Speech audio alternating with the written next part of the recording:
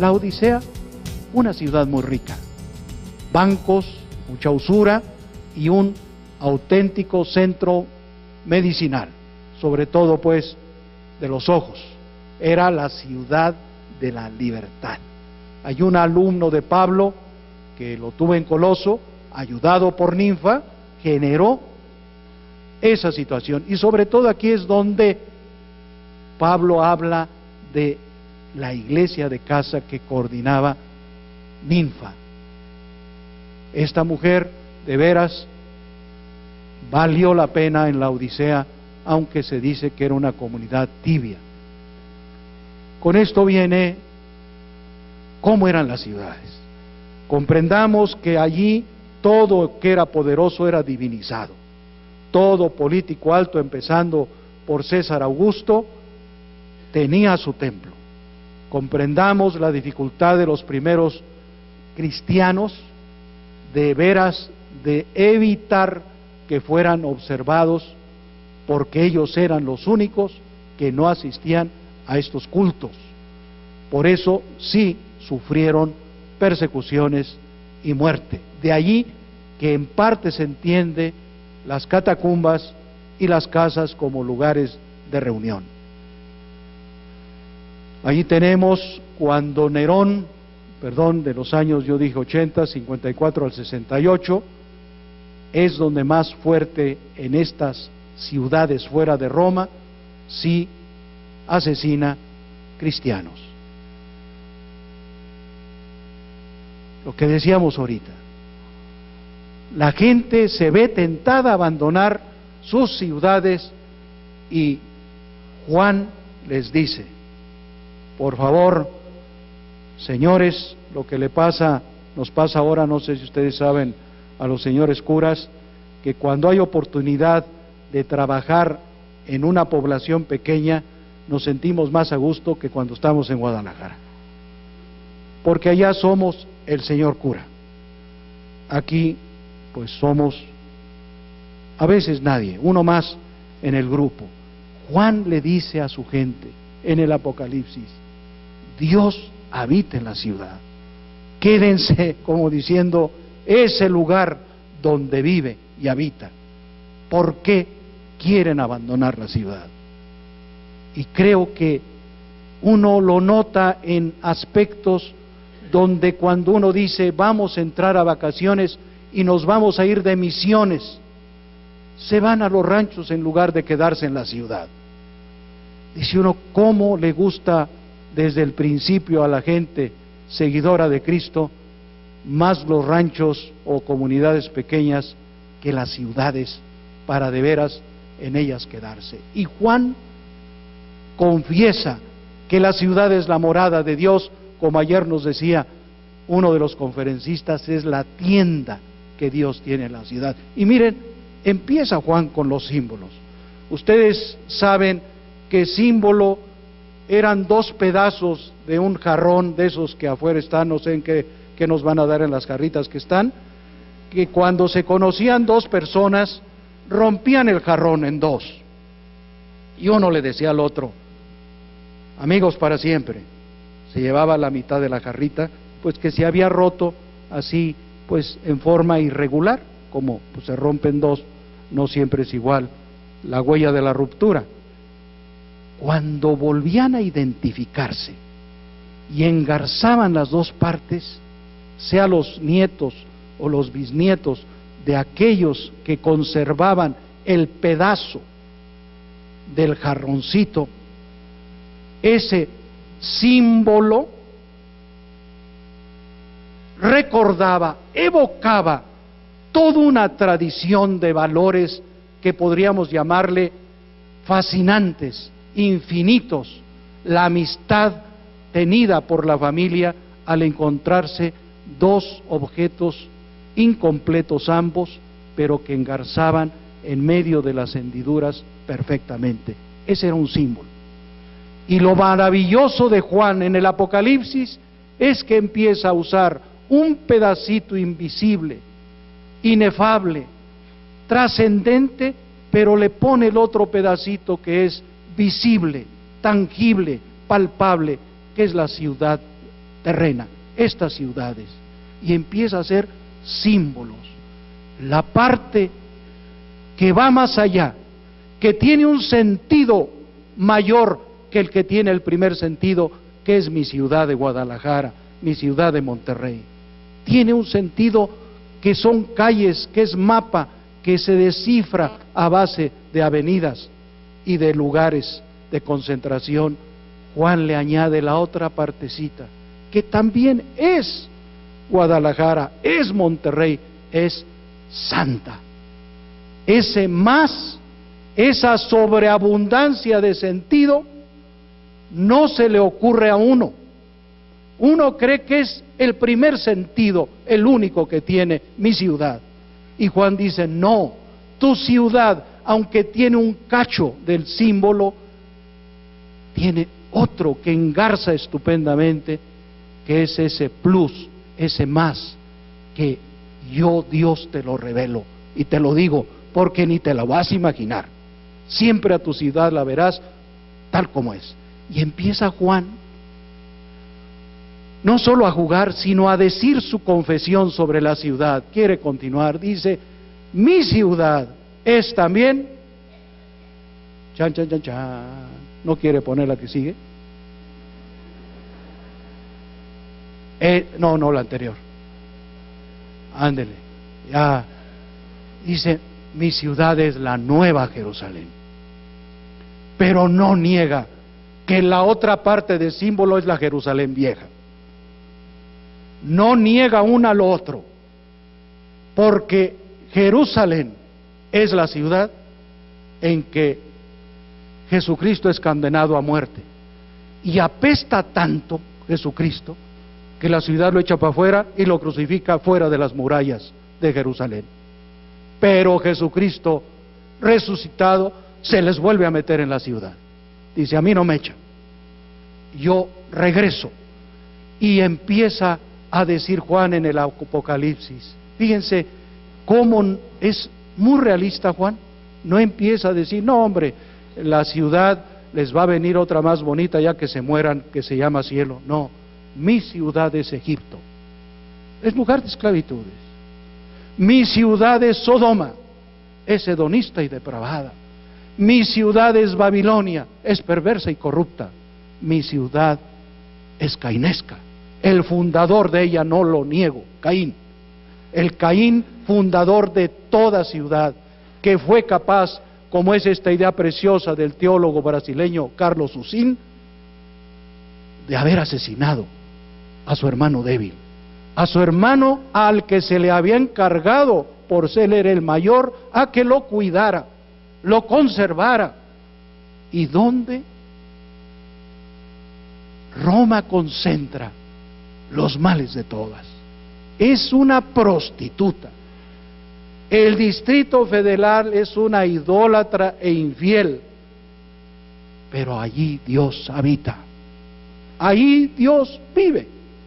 Y es cuando las grandes urbes emborrachan a cualquiera, dice el Apocalipsis. Bueno, le ponen unas borracheras que les fascina seguir bebiendo de todo eso que son las ciudades, y más las ciudades urbes con mayúscula: París, Londres, Nueva York, Los Ángeles. Son urbes que eso tienen, y sin embargo allí regresó el Jesucristo resucitado, y allí tiene su lugar. Y por eso cuando uno solo lee el primer sentido, se queda con un amargo sabor. Y yo creo que el día de ayer más de alguno de ustedes le tomó sabor a su ciudad, le tomó sabor aquí en Guadalajara, evocando su ciudad, diciendo, mi ciudad de veras también tiene huellas de Cristo resucitado. Es lo que les hablo de los dos sentidos. No nos quedemos con el primero, hay que hablarlo, lo que decía el señor obispo en la mañana. Nuestros primeros números fueron pesimistas, pero empezamos a ver el segundo sentido de la ciudad. Y gracias a eso, nos decía él, gracias a eso, le dimos esperanza a la ciudad. Quiere continuar. Juan dice, el color de la ciudad se parece a la luz del jaspe. Jaspe es lo que hoy llamamos el diamante. Y le llama a Jesucristo el diamante. Es el que está sentado en el cielo, Dios, y junto a él el Cordero. Dos personas de la Trinidad. Y lo pone al diamante de alguien quien protege la ciudad. Pues de eso está la muralla. Y uno dice, Juan está diciendo, nosotros somos los seguidores de Cristo, lo máximo. Pero luego viene otro pedazo. ¿Qué dice? ¿Qué dice? Dice, sin embargo, ¿no quiere seguir? No la está haciendo de emoción, ¿verdad? Bueno, así queda.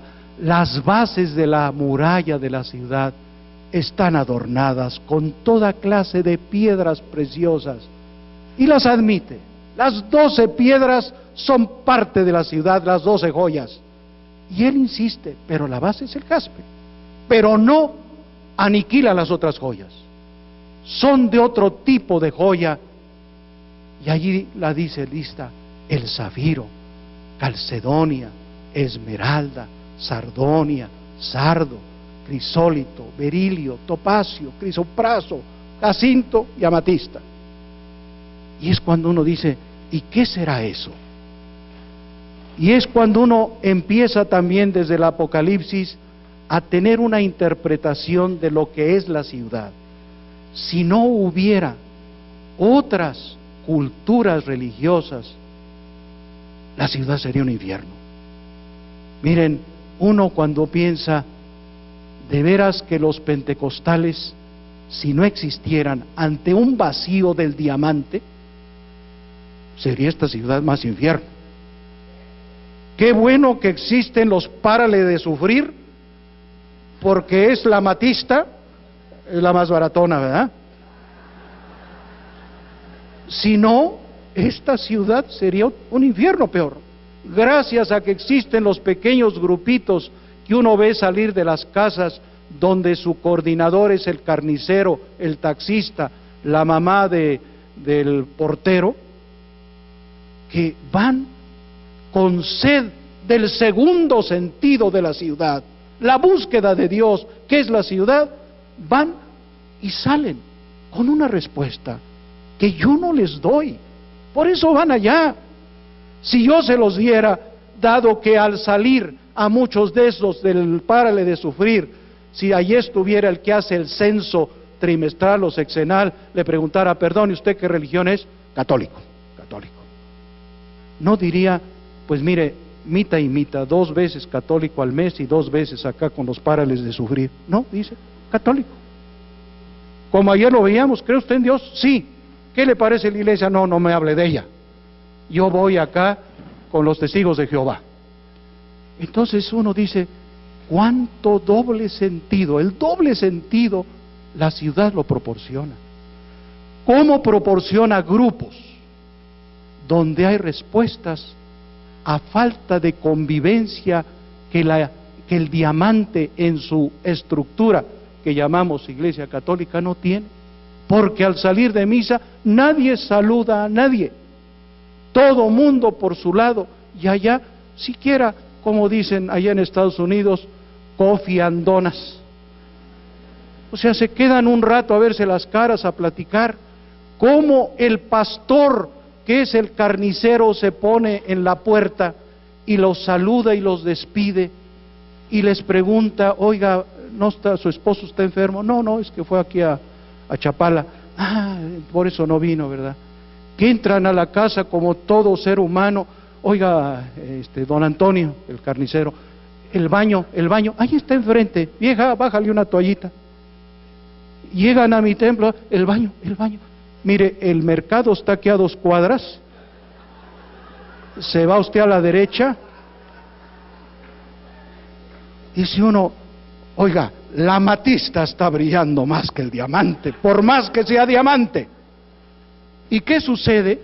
Que empieza uno a ver que las joyas, que también son las de la ciudad, resplandecen a veces más que nuestro diamante, por más que diga que yo tengo el diamante.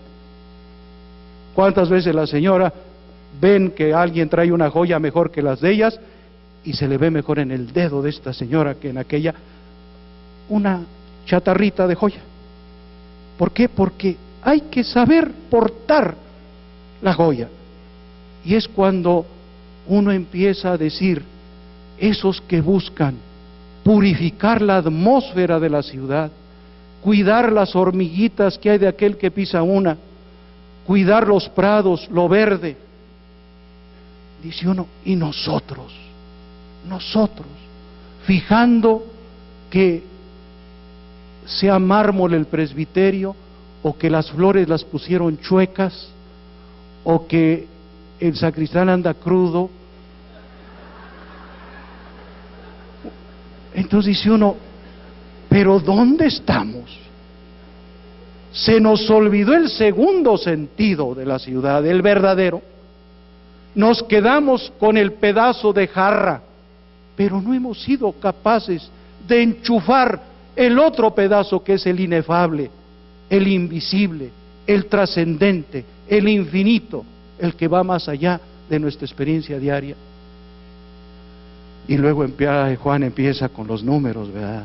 Dice, un poquito antes, dice, la ciudad es un cuadrado, igual lo largo que lo ancho. Perfecta, dice, la ciudad es perfecta.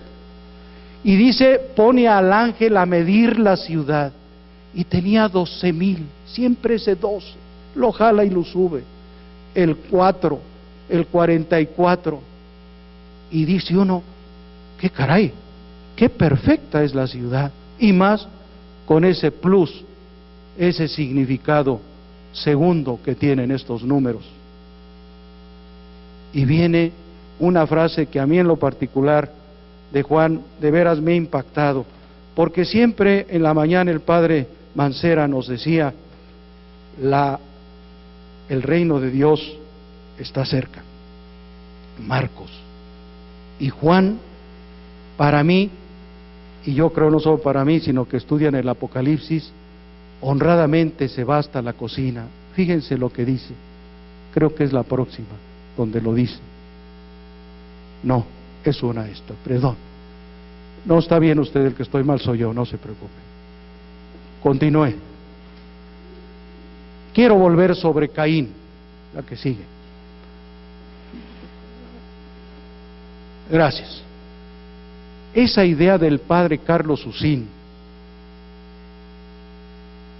a mí de veras me ha impactado, que dice, ¿cómo le debemos en la ciudad al hermano débil que el fundador de las ciudades lo mató? ¿Cómo le debemos al débil y al pobre lo que no hizo su hermano mayor? Nuestra tarea es cumplir la vocación original de Caín. Y él se atreve, ahí yo no lo puse a decir, que para él Cristo es un nuevo Caín. Volvemos al símbolo.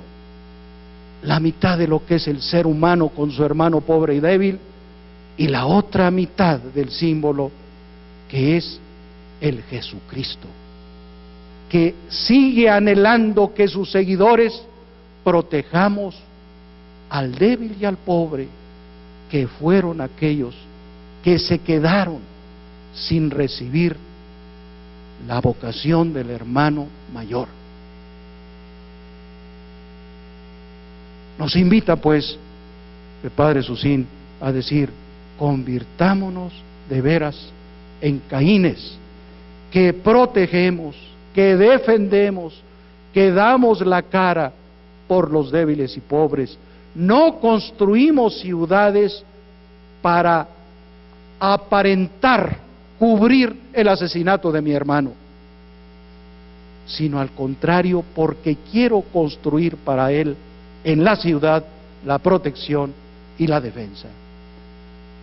Con esto, oigan, Juan nos llama en la primera de Juan vencedores.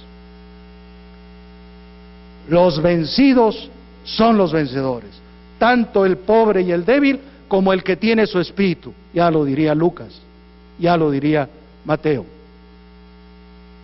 O sea, quien tiene esto son los vencedores. Ustedes son de Dios y ya han logrado la victoria, pues el que está en ustedes es más poderoso que el que está en el mundo. Y aquí es donde Juan le llama a la ciudad el reino, que ahí está el reino urbano de Dios. Ahora sí vuelvo con la idea anterior.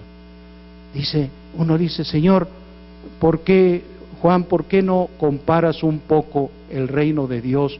Pues lo que hizo Mateo, lo que hizo algo Marcos y algo Lucas, con el campo, con el arbolito, con la semillita. Juan dice, no, el reino urbano de Dios son ustedes. ¿Qué estaba diciendo? Lo que hemos oído estos días, que se ha dicho, es que ustedes deben tener un espíritu distinto, una conversión total. Sí, pero ¿en función de qué? Y Juan dice, mira, porque esta es una lectura, perdonen que le haga el paréntesis, el Apocalipsis, que se leía en la celebración eucarística, donde estaban los que van a misa, como diciéndoles, yo creo, pues ya solo nosotros quedamos, así es que hay que picarle.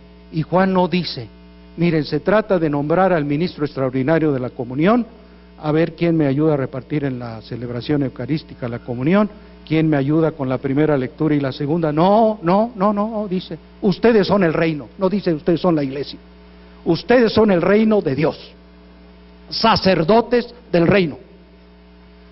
Y es cuando uno entiende, es cuando uno entiende más de qué se trata un cristiano en la ciudad.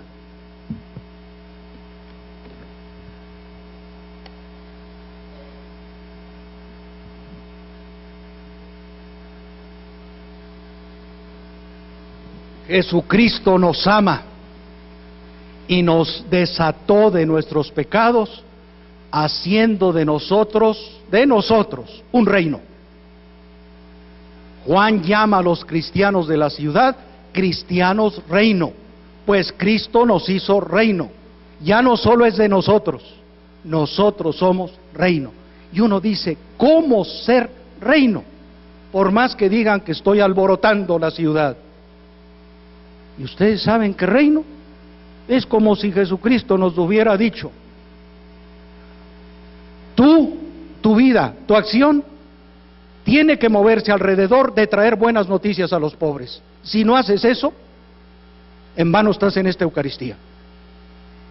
Tú eres liberador de cautivos y oprimidos. Tú eres abridor de ojos a aquellos que ni saben ver la realidad. Tú eres promotor de la igualdad y lo vas a hacer por amor que estás ahorita recibiendo en la Eucaristía. Si no haces eso tú, los poquitos que estamos aquí, pues vaya, ¿para qué estamos? Somos el reino. Y yo creo que Juan, al ver que gente se le iba por la próxima persecución de Dionisiano, él tiene que decirles, miren, los poquitos que seguimos, porque en la ciudad no somos muchos, tenemos que ser reino, aunque digan que somos los alborotadores y que los romanos nos crean sus adversarios. Continuamos. ¿Qué es ser reino? Hechos. Reino es hacer hechos. Reino no es palabras, son hechos. En la ciudad, cada cultura realiza hechos, o sea, crea cultura. El cristianismo, decimos, es un hecho que llamamos Jesucristo. Vamos a hacerlo hechos. Ya está el hecho con mayúscula, hagamos los hechos con minúscula. Y en esos hechos, uno dice, Si es un hecho, algo tangible, visible, palpable, olible, lo que quieran de todos los calificativos, ¿cómo lo hago? Y en la mañana nos decía el señor obispo, mira, la cultura en que está envuelto el hecho con mayúscula, Jesucristo, es una cultura que ya no dice mucho a la ciudad, se llama cristiandad, que ya no habla inteligiblemente a otros que están cerca de nosotros. Entonces dice, oiga, si mi cultura, donde está envuelta el mensaje, el acontecimiento, el hecho, que es Jesucristo resucitado, ¿dónde agarro algo para hacerlo hecho? Y Aparecida dice, mira, yo creo se rascaron un poco la cabeza los obispos, es que nuestra cultura ya no es la vanguardia, como en otras épocas, como nos decía el obispo en la mañana, ya no es la vanguardia. Tenemos que vestir el hecho con mayúscula en otras culturas que hay en la ciudad. Que el padre Bancera decía, hay culturas tradicionales, hay culturas modernas, hay culturas posmodernas, o como les quieras llamar, pero mete el hecho en esas culturas, porque son las culturas, los hechos que hoy día más llaman la atención a los que viven en la ciudad y todos quisieran ser de esa cultura o alguna de esas culturas. Entonces te toca a ti inventar formas para en otra ropita meter la persona de Cristo. Y es cuando se dice la palabra inculturar el hecho. Pero aquí viene esa palabra que supone otra, que casi nunca la dice uno. El primer paso de la inculturación es la exculturación. El que te desvistas. El que tú te desvistas primero, porque no te puedes poner la cultura del otro si traes la tuya arriba. Oiga, si es que se trata de striptease, no, de que te quites formas, maneras de una cultura de cristiandad que ya no habla, que no provoca eco, que no dice mucho. Y es lo que más cuesta, la exculturación. Y yo creo que lo que estamos viendo en Francisco Papa es exculturarse. Primero es exculturarse, dejar una forma de vestir el Evangelio que dice uno, qué bueno que ya se quitó eso, qué bueno que ya no hace eso. Pues es lo mismo con nosotros. Si no nos exculturamos, no va a haber inculturación, porque es re fácil decir que vamos a inculturar.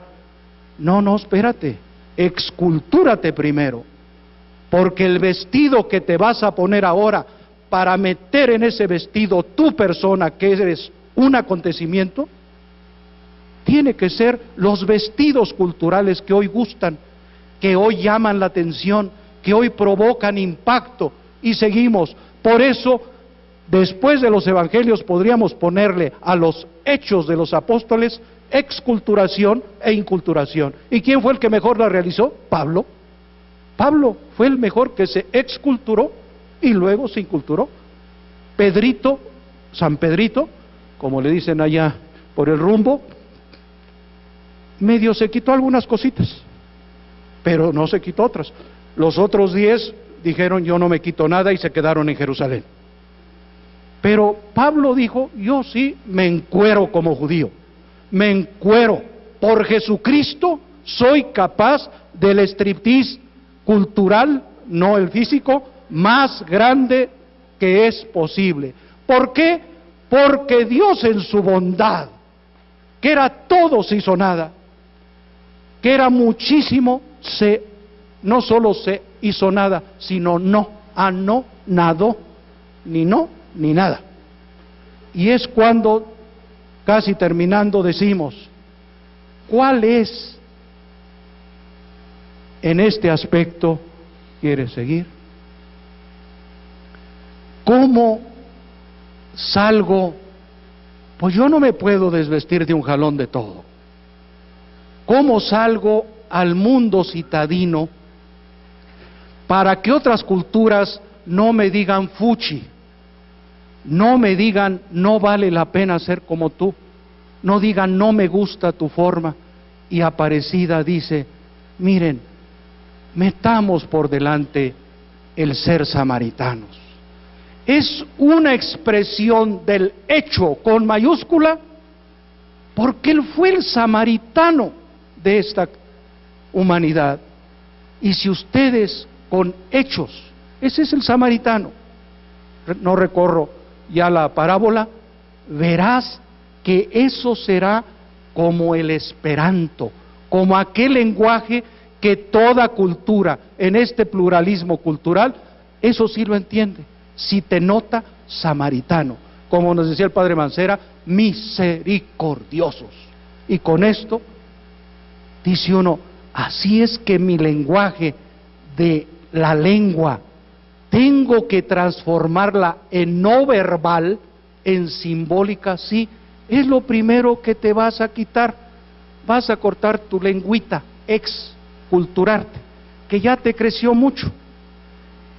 Ya hasta tienes bibliotecas de pura lengua. Y vas a empezar a generar expresiones simbólicas, donde lo que hagas será algo muy humano, muy entendible porque es lo más humano, pero ahí hay una impronta, ese pedazo de la jarra de Dios que de veras dice. Seguimos leyendo lo que dice el documento que ya es antiguo en nuestra iglesia, dice, mira, cuando vayas a ver un rostro sufriente, es Cristo sufriente. Entonces uno dice, entonces eso que me dice hoy los documentos, que a Jesucristo se le encuentra, antes se me decía que lo tenía que conocer, hoy me dice, no señor, usted tiene que encontrarlo, pues me la ponen fácil. Voy a ver un rostro sufriente y hacerla de samaritano, y me estoy encontrando con el otro pedazo del jarroncito, con Jesucristo. Y desde ahí se mide, desde esa actitud samaritana, se medirá si uno es reino o no es reino de Dios. Y ahí está la lista, la que sigue. Cada documento de Latinoamérica tiene listas y listas de rostros sufrientes. Y uno pasando de largo. Dice, a usted que le gustan niños, ahí tiene la lista. Jóvenes, ahí tiene otra lista. Viejitos, ahí tiene otra lista. Obreros, otra listita. Usted, indígenas, mire, ahí, léale. Viene el otro documento, que ya no lo pusimos porque pues Santo Domingo tiene otra listita. No es que yo quiero algo más reciente. Santo Domingo, sácale la lista de Santo Domingo y sácale la lista de Aparecida. Y uno dice, Señor, estoy aprendiendo lo que es inculturar el Evangelio. La mitad del jarroncito es tuyo y la mitad del jarroncito es mío, porque eso es la ciudad. Muchas gracias.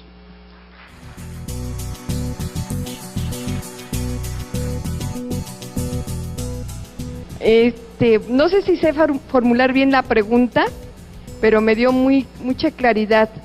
¿Cómo promover striptease de lenguajes, de estructuras, para realmente esculturarnos de todo lo que nos está pasando, para poder tomar esa inculturación, ese lenguaje de los otros? Mire, si uno no empieza a hacer el striptease cultural, es difícil dar ideas de lo que significa esto. O sea, si usted no empieza, nadie va a empezar. O sea, uno ve, si Pablo hubiera dicho, no, pues a ver si Pedro me manda algo, y como no quiere el hermano de Cristo Santiago, no el apóstol, que ese se enoja cada vez que queremos hacer algún striptease cultural, pues nos pone como campeones. O sea, yo creo que es cuando uno dice, esto tengo que hablarlo, pero no de palabra, tiene que ser visible. Yo he visto en algunas familias, no muchas de mi parroquia, que lo único que tienen allí, sea si son riquitos en la chimenea o en la mesita, son los zapatos del Papa Francisco, esos que parecen babuchas, o sea, así. Eso para ellos ha sido, no le dirán exculturación, pero ha sido un lenguaje simbólico que les ha llegado. El hecho de saber dónde se hospedó cuando fue de cardenal, pues es lo mismo. El hecho de cómo sale a veces en el cochecito, son detalles que si él les hubiera preguntado a sus obispos, perdonen, ¿me pongo zapatos negros o los rojos que me dejó el pasado Papa Benedicto XVI? No, él empezó. Y a algunos les ha gustado y otros no. Pues, oiga, son símbolos. ¿Qué dicen las palabras? Que digan lo que quieran. Aquí es lenguaje visible, tangible, y hablo de sencilleces. Y eso habla hoy más que 1000 palabras, por decirle una manera de hablar. Todas las estructuras pues son las cadenas que tenemos ahorita. Y la primera actitud no es tanto quitarnos las estructuras, sino dentro del corazón quitarnos los apegos, lo que nos da seguridad, ¿no? ¿Qué es lo más difícil que encuentras en las personas, sobre todo nosotros los sacerdotes, ¿no? ¿Qué es lo que más nos cuesta desapegarnos? Quitar esa exculturación, pasar a esa exculturación. Mire, yo creo que es el qué dirán. El qué dirán, o sea, para mí es un obstáculo, ¿verdad? ¿Qué dirá el señor obispo? ¿Qué dirán mis compañeros del decanato, por hablar de presbíteros, como tú has dicho? Yo creo, no es que me vale poco el qué dirán, es que yo tengo que discernir, como se decía, esa palabrita que nos ponía el padre Shining, ¿verdad? Que nos decía que balanceemos las cosas, porque a veces son stripteases muy, muy inapropiados, muy pelados, valga la palabra. Yo creo que hasta eso es un arte, quitarse esas cosas. De veras, saberlo hacer, ponderarlo y vamos, pasitos, pero no creer que nuestra vestimenta cultural está impactando. Y hablo de vestimenta, no solo vestido, maneras de tratar a la gente, de recibirla, de acercarnos en momentos extremos de dolor. Vaya, perdona el ejemplo muy baratón. Hombre, si yo veo que llegan a los 9 días una familia para la misa de novenario, oye, bajarle a dar un abrazo de pésame, decirle que quién fue el muerto, pues para siquiera que me duela un poquito, preguntar si era papá, mamá, si tenía hijos, y pues darles el mismo abrazo a los deudos. Si te dicen, no, es que no te puedes bajar con vestiduras sagradas del altar, bueno, pues antes de que me las ponga, pues voy a saludar, ¿verdad? Me explico, son detalles pequeños que en un rectángulo que se llama templo, yo puedo empezar a hacer desde ya. Sobre todo, pues, trato. Si yo tengo una oficina de escucha, pues hombre, voy a salir a la plaza y allá hago mi oficina. Y ahí me siento a ver quién quiere hablar. Me explico, uno tiene que ir inventando. Gracias. Hay una función, acabo de decir una palabra, diríamos que es un neologismo, esculturalizar. ¿Cómo? Esculturar. No me habla. Esculturalizarse, sí, así es. Es decir, usted está diciendo, hagamos un striptease de nosotros. Sí. Sí, pero ¿cómo? O sea, dentro de ese proceso de desvestirnos, hay, creo que ciertas etapas. ¿Cómo enfrentar esas ciertas etapas para que seamos nosotros los que podamos encontrarnos con Dios dentro de la ciudad y compartirla, ¿no? Mire, pues le decía yo que Aparecida da una pista.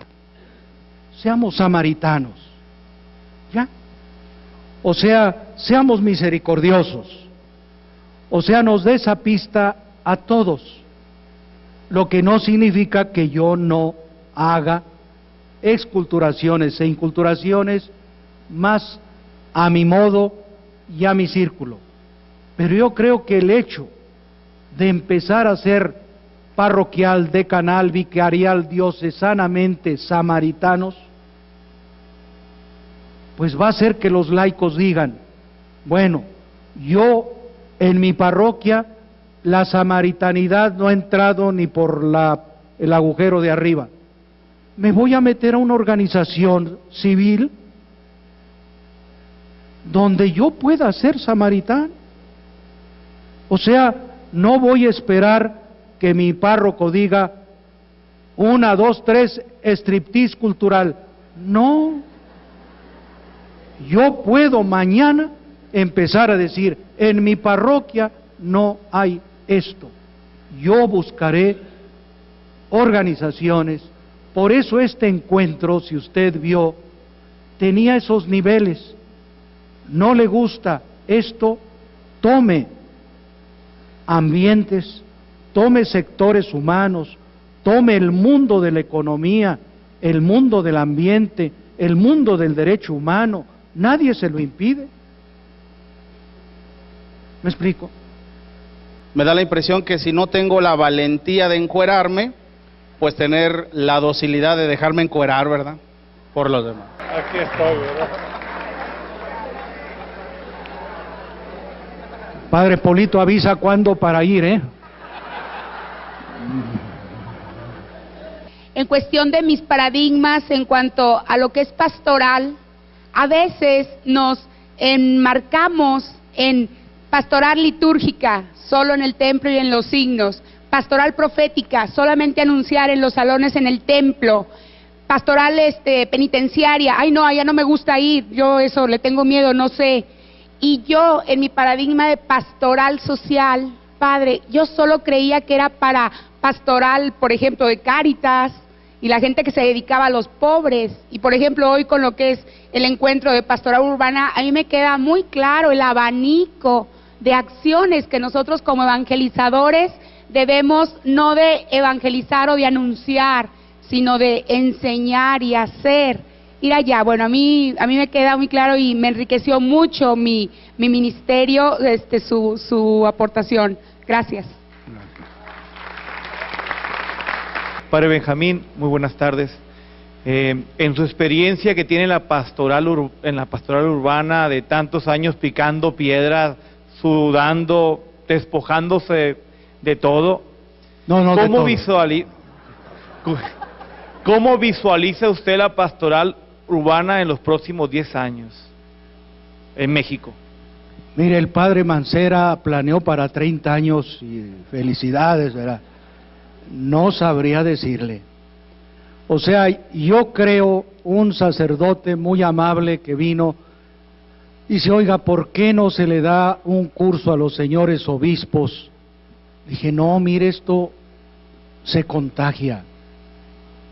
Y los contagios ni se sienten hasta que salen las ronchas. Y yo creo que si usted contagia, cualquiera, no digo su obispo, compañeros, pues hombre, van y van. Es contagio. ¿Por qué? Porque, pues ya ve que el Espíritu Santo tiene muchos símbolos: aceite, fuego, aire, nube. Pues yo no sé por qué no le pusieron contagio, porque es algo tan espontáneo el ir que es contagio. Para mí es eso, porque resultados vistosos no hay.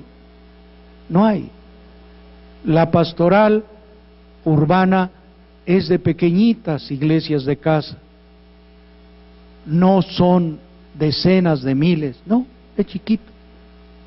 Es insertarse en el mundo chiquito, social, económico, magisterial, donde está uno, como se dijo, fermento, que ni siquiera aparecen los frijoles, él no aparece. Por eso le digo que es sabor, lo que el padre Mancera nos ponía, luz, sal, etcétera. Me gustaría nada más alguna palabrita sobre alguna incursión de quienes estamos trabajando la pastoral urbana, una incursión en el mundo académico, es decir, porque yo siento que aquí hay personas de algún nivel profesional, de la academia. En los talleres nos dimos cuenta que hay gente, catedráticos inclusive de universidades, etcétera. ¿Hay alguna sistematización donde se les pudiera canalizar a quienes quisieran estudiar de manera sistemática los fundamentos teológicos, pastorales de esta nuestra pastoral, aludir un poquito tal vez a los diplomados que existen, etcétera, por ahí, padre? Sí, mira, está la Universidad Lumen Gentium de la Ciudad de México, que tiene la carrera de maestría en pastoral urbana, reconocida también si tienes la licenciatura alguna o el final del bachillerato, ante la Secretaría de Educación Pública y lógicamente ante, me imagino, la Universidad Pontificia o alguna relación pontificia con Roma. Al menos la SEP sí la reconoce. Es una universidad que tiene las clases presenciales y online. Después tienes el diplomado de pastoral urbana que la Iberoamericana Universidad de la Ciudad de México cubre con su manto académico, una semana cada 3 meses, donde las personas en cada módulo ven, primer módulo, Dios habita en la ciudad, la ciudad vive, segundo módulo, Dios habita en la ciudad, tercer módulo, la iglesia en la ciudad, y cuarto módulo, los testigos urbanos de la ciudad, tanto individuos como organizaciones. Esa es otra. También tiene online la Iberoamericana de Pastoral Urbana, donde los señores curas reúnen a un grupo de sus feligreses y les llega la señal si la solicitan. Esa es otra situación. Y por supuesto, pues en Bogotá, en Buenos Aires, ya conocen a los padres, tienen también proyectos muy interesantes. Seminarios. El seminario de Tehuacán a sus alumnos les está dando ya no solo clases, sino prácticas de pastoral urbana. Lo mismo intentó Torreón, etcétera. Solamente quisiera compartir con usted y desde luego con todos ustedes algo que me parece muy importante y que quiero de alguna manera hacer la síntesis de todo este taller, más bien de esta maestría de pastoral urbana. Yo considero que para pues llevar a cabo esta pastoral en las urbes, que cuando uno habla de la urbe, pues se imagina el conjunto, la megápolis, la vorágine, ¿verdad? Yo pienso que la pastoral urbana se puede desarrollar o se debe de desarrollar de uno en uno. Para poder llegar a todos, si empezamos a maquinar estructuras o situaciones o pues organizaciones, desde luego estará bien, ¿no? Pero pienso yo que una manera de llevar a cabo la pastoral urbana es empezar de uno en uno, cada quien donde está.